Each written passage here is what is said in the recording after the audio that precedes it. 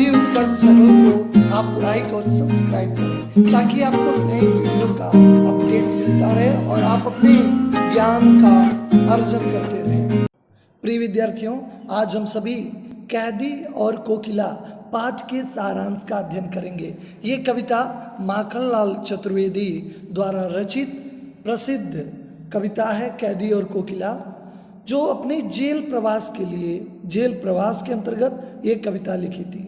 ये कविता भारतीय स्वाधीन सेनानियों के साथ जेल में किए गए दुर्व्यवहार एवं यातनाओं का मार्मिक साक्ष्य प्रस्तुत करता है। बिल्कुल इस कविता के द्वारा हमें पता चलता है कि जब देश की आज़ादी के लिए जो स्वतंत्रता आंदोलन क्रांतिकारी थे उनके साथ कैसा व्यवहार किया जाता है, बिल्कुल उसका एक साक्ष्य, एक एविडेंस प्रस्तुत करता है। जेल में एकाकी और उदासी भरे वातावरण में रात्रि में जब कोयल अपने मन का दुख एवं असंतोष व्यक्त करके स्वाधीनता सेनानियों की मुक्ति का गीत सुनाती है तो लोगों में अंग्रेजों की अधीनता से मुक्त होने की भावना प्रबल बन जाती है। ऐसे में कवि कोयल को लक्ष्य बनाकर अपनी भावनाओं का प्रकाशन करता है, यानी कोयल के माध्यम से कोयल की बोली को, चूँकि इसके हृदय को प्रतिघात करती है कि कोयल की स्वतंत्रता को देखता है, कोयल की स्वच्छंदता को देखता है और उसके हृदय में प्रतिघात उत्पन्न होता है और कोयल के माध्यम से वो अपनी मन की भावनाओं को व्यक्त करने का प्रयास करता है। स्वाधीनता आंदोलन में सक्रिय रूप से भाग लेने वाले कवि को कारागार में जाना पड़ता है। वो कारागार जेल की यात्राओं में हम सभी जानते हैं, हर व्यक्ति को अपनी स्वतंत्रता सबसे अधिक प्रिय होती है। कोई भी व्यक्ति गुलाम नहीं रहना चाहिए, यहाँ तक कि पंछी भी।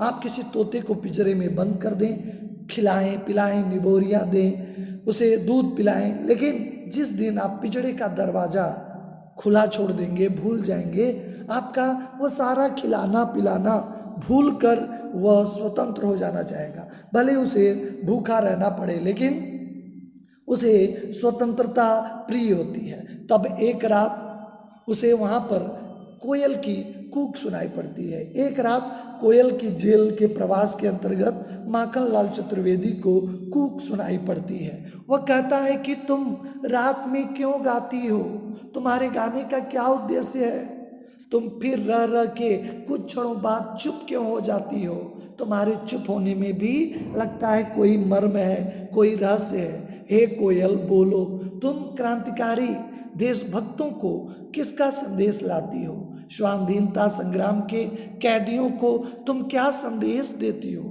लगता है कि तुम्हारी बोली में कोई न कोई संदेश छिपा हुआ है, कुछ न कुछ विशेष बातें छिपी हुई हैं। कभी अपने और जेल में बंद अन्य कभी कैदियों के संबंध में कोयल से कहता है, हम क्रांतिकारी देशभक्त इस जेल की काली दीवारों के घेरे में हैं। कहता है कि कालिमा है, प्रकाश का कोई भी पुंज दिखाई नहीं देता, उजाले का कोई भी किरण नहीं दिखाई देती, आशा की कोई किरण नहीं दिखाई देती। इसकी दीवारें बिल्कुल कालिमा को धारण की। कालिमा का मतलब अराजकता को भी है, क्योंकि जेल में केवल यातना, पशुओं से भी बदतर उनके साथ व्यवहार किए जाते हैं। इसलिए कभी उन दीवारों को काला कहता है। वस्तुतः यह स्थान तो उनका निवास है। ये इन्हीं जगहों पे उन लोगों को रहना है। किस जगहों पे? जहाँ पे चोर डाकू लुटेरे जैसे अपराधी हैं, जेल में पेट भरपेट भोजन नहीं दिया जाता है। अंग्रेजों के समय, आज भी जेल है, लेकिन कैदियों के साथ इतना दुर्व्यवहार नहीं किया जाता है। हाँ, वो सजा याफ्ता हैं, उन्हें एहसास होता है कि वो जो है जेल में बंद हैं, अपराधी हैं, लेकिन जिस तरह अंग्रेजों के ज़माने में यातनाएं दी जाती थी, पेट भर भोजन नहीं दिया जाता था, उनके साथ पशुवत व्यवहार किया जाता था, ऐसा व्यवहार अब नहीं है। लेकिन पहले के जेल में, जब अंग्रेजों के अधीन जेल था, तो ऐसा ही व्यवहार था। कहता है हमें न तो जीने देते हैं न मरने देते हैं। कहता है कि हमें एक दिन फांसी दे देते, एक दिन सार्वजनिक रूप से गोलियों से भून देते, लेकिन मरने नहीं देते। वो तड़पाना चाहते हैं, वो लोगों के अंदर भय व्याप्त करना चाहते हैं। यहाँ पे अंग्रेज सरकार का हम पर रात दिन कड़ा पहरा रहता है। अंग्रेज शासन का प्रभाव हमारे अंधकार के समान है। चंद्रमा भी अस्त हो गया है। हम निराश होकर केवल रात, काली रात में जी रहे हैं। यानी जो रात है वो बिल्कुल कालिमा को धारण की है, अंधेरी है, डरावनी है, सपनों को मार देने वाली रात है। इसीलिए कवि कहता है हम रात में जी रहे हैं। और देश की भावनाएं सर्वोच्च होती हैं। भरा नहीं जो भावों से, बहती नहीं जिसमें रसदार नहीं, वह हृदय नहीं पत्थर समाने हैं जिसमें स्वदेश का प्यार नहीं। जो इसमें अपने देश के प्रति, अपने देश के लोगों के प्रति, अपने देश की धरोहरों के प्रति जिसको प्रेम नहीं है, वह पत्थर के समान है, पाषाण हृदय है। ऐसे में काली कोयल तुम जाग रही हो। हम लोगों की व्यथा शायद तुम सुन रही हो क्या? क्यों तुम जाग रही हो? जागने का क्या उद्देश्य है? कभी माखनलाल चतुर्वेदी कोयल से पूछता है कि हे कोयल, इस अंधेरी रात में सारा संसार सो रहा है, तब तुम भारी वेदना के बोझ के दर्द में क्यों रो रही हो? तुम्हारे रोने का क्या कारण हो सकता है? तुम क्यों रो रही हो? क्या तुम्हारा कोई खजाना था? कोई मधुर वैभव मतलब खजाना की रखवाली करती हो? कोई तुम्हारे पास है कि कोई उसे चोरी न कर पाए? क्या तुम्हारे पास कोई मधुर वैभव की रखवाली करने की जिम्मेदारी है? क्यों कुकी हो? बताओ। असल में उस खजाने कोई लूट लिया है? तुम आधी रात में क्यों चीख रही हो? क्या तुम पागल हो गई हो, बावली हो गई हो? क्यों? या तुम्हें कोई दनावल क्यों? ये एक माध्यम से बताना चाहते हैं। क्या समाज में ऐसा हो रहा है? क्या दनावल की जो चारों तरफ जंगल में लगने वाली तेज आग की लपटें हैं, उसको देखकर चारों तरफ हाहाकार मचा हुआ है, अंग्रेजी शासन को देखकर? इसी कारण से क्या तुम चीख रही हो? हे कोयल, तुम अपने चीखने का कारण बताओ। क्या उसका कारण हो सकता है? स्वतंत्रता आंदोलन में सक्रिय रूप से भाग लेने से कवि तथा अन्य क्रांतिकारी देशभक्तों को अंग्रेजों ने जेलों में डाल दिया है। उन्हें अनेक कठोर यातनाएं दी जाती हैं, लेकिन भारतीय हैं, टूट कर भी बिखरते नहीं हैं। देश के लिए कुछ कर गुजरने का जज्बा भारतीयों में होता है। कहते हैं कि हम भारतीय हैं, उन्हें कठोर यातनाएं दी जाती हैं, फिर भी वे साहसपूर्ण सब कुछ सहते रहते हैं। इसी संदर्भ में कवि कहता है, कोयल क्यों तुम अर्धरात्रि को क्रंदन कर रही हो? हमारे शरीर पे पड़ी बेड़ियां, देखिए बड़ा अच्छा इन जो है बेड़ियों का सुंदर उदाहरण देता है यहाँ पे कवि। कहता है ये जंजीर जो दिखाई दे रहे हैं, मैं इसे बंधन नहीं मानता हूँ, मैं इसे पीड़ा मानता ही नहीं। अंग्रेज पीड़ा के लिए मुझे डाले हैं, लेकिन मैं इस दुख में भी हर्ष ढूंढता हूँ। ये व्यक्ति का बहुत अच्छी आदत है। अगर हम दुख में भी सुख ढूंढ लेते हैं, कहते हैं कि इसे मैं गहना मान सकता हूँ। क्या तुम देख नहीं सकती?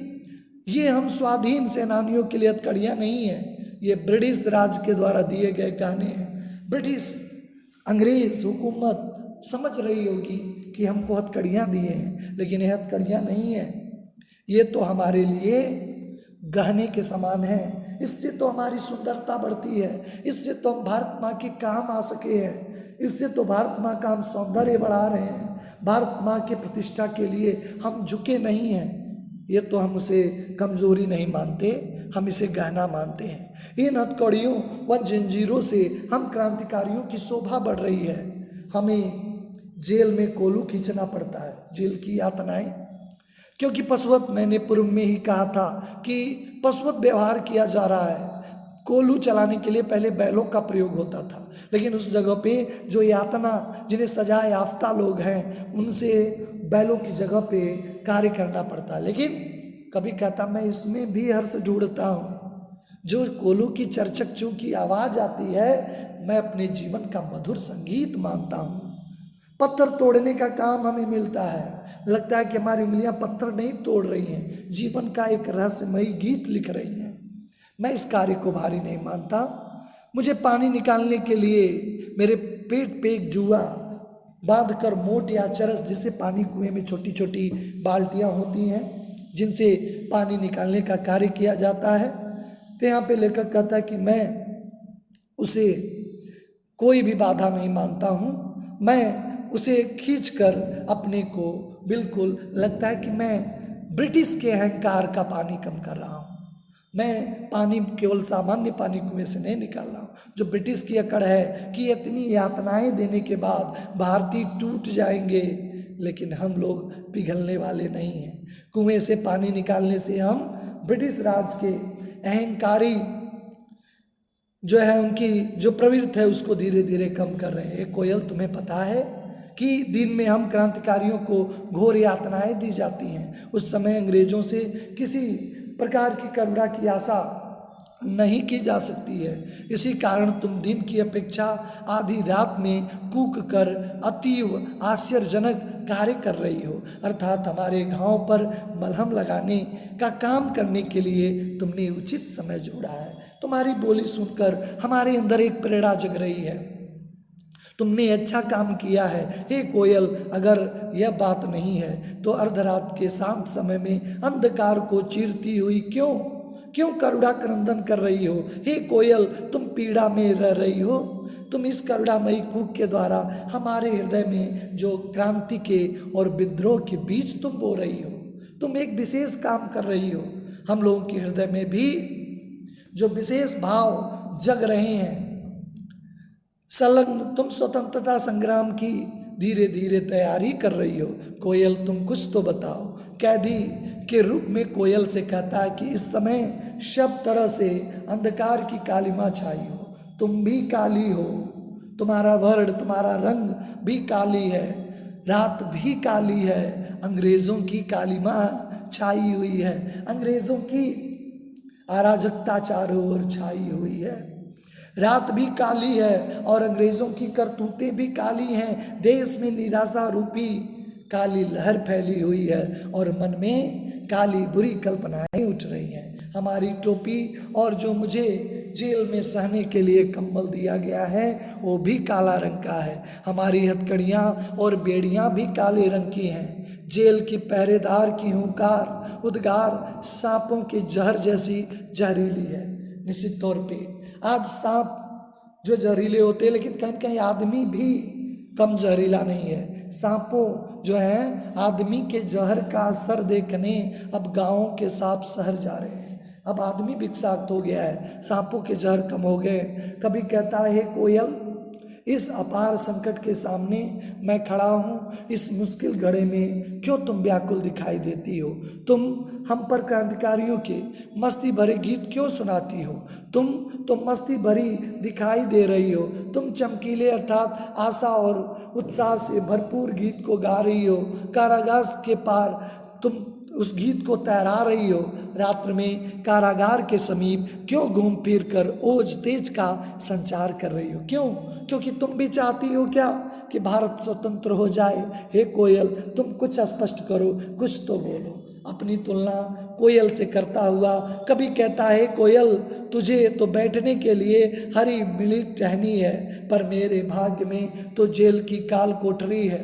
तुम्हें आसाम असीम अनंत इन्फिनिटिव आकाश में घूमती फिरती रहती हो, परंतु मेरी दुनिया तो इस कुछ फुट के कमरे में जेल की कोठरी में सिमटी है। तेरे मधुर गीत को सुनकर लोग प्रशंसा में वाह वाह करते हैं और मेरे लिए तो रोना भी अपराध या पाप है। अधिक रो दिए तब भी अंग्रेज कहते रोता है, चिल्लाता है, पीटते हैं। हम दोनों में इतनी विषमता है, यह देखकर तुम युद्ध का नगाड़ा बजा रही हो, अर्थात हमें स्वतंत्रता प्राप्ति के लिए तुम प्रेरणा दे रही हो। यह आश्चर्यजनक है। हे कोयल, तुम इस हुंकार को सुनकर मैं पूछना चाहता हूँ, अपनी रचना से क्या मैं कर सकता हूँ जो तुम कार्य कर रही हो? कोयल, मुझे बता दो। मोहनदास करमचंद गांधी, महात्मा गांधी को स्वतंत्रता दिलाने के लिए जो दृढ़ संकल्प लिया है, उसे पूरा करने के लिए मैं अपने प्राणों का आंसू लिक्विड बना के किसमें भर दूं, अर्थात अपनी प्राण शक्ति किसमें दे दूं? हे कोयल, तुम मेरा मार्गदर्शन करो, कुछ तुम इस विषय में बोलो। हे कोयल, तुम बोलो। इस तरह हम देखते हैं कि कवि के मन के उद्गार जो स्वतंत्रता पाने के लिए बिल्कुल बेचैन है।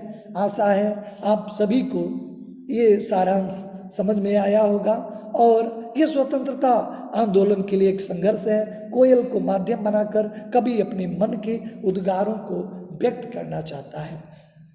नेक्स्ट वीडियो में आपसे मुलाकात होती है। आप सभी का धन्यवाद।